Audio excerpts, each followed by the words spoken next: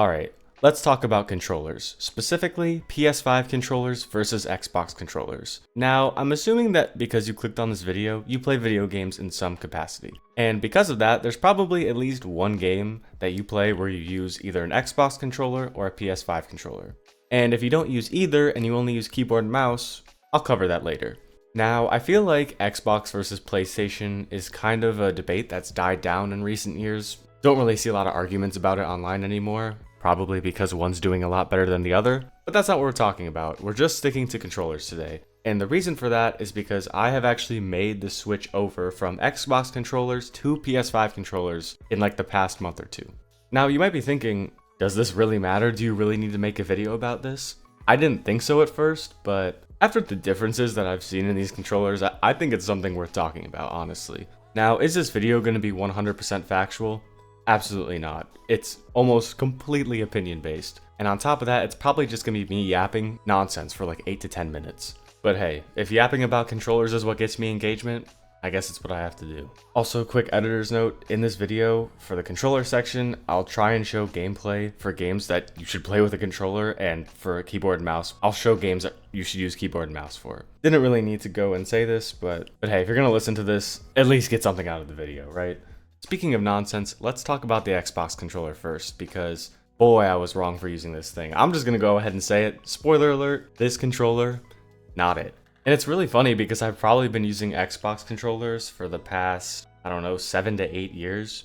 And there's really a couple reasons for that. The first reason is I stream games. And the nice thing about when I'm making videos and I have gameplay in the background, I can just turn the microphone audio off. And that is completely on purpose. Because if I don't turn my microphone audio off while I'm playing games, this is all that you hear.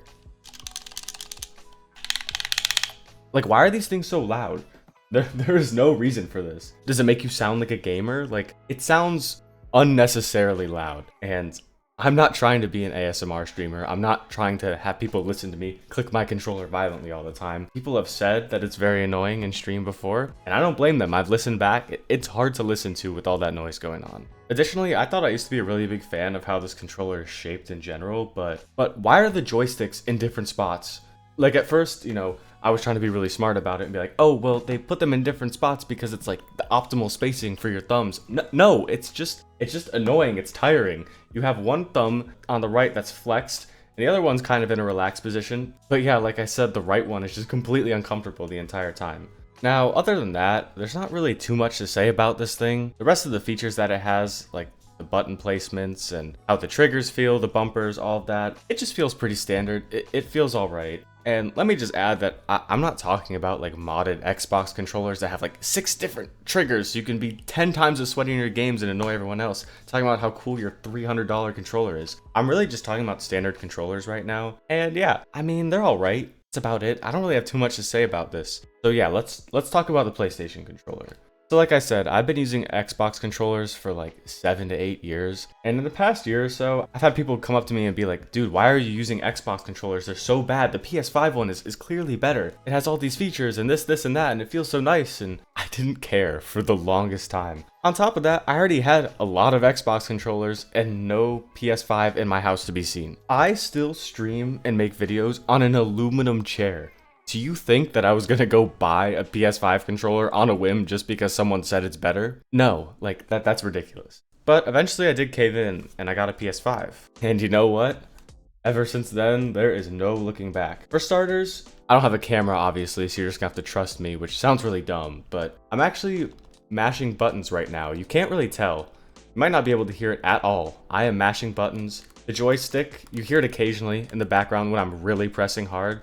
I mean, for making videos and streaming, it's 10 times quieter. I know people might be thinking, oh, well, just put a gate on your microphone so that it cuts out all the low-end noise. In order to make my microphone not pick up Xbox controller noises, I have to turn my gate up so high that you can barely hear me talk. And most of the time it's just broken because I can't be any louder without cutting the audio on the mic. So yeah, this is a way easier fix. And obviously I still have a gate on my microphone, but In terms of recording and streaming, if you're interested in any of those things and you're doing something that requires a controller, PS5 is just the way to go.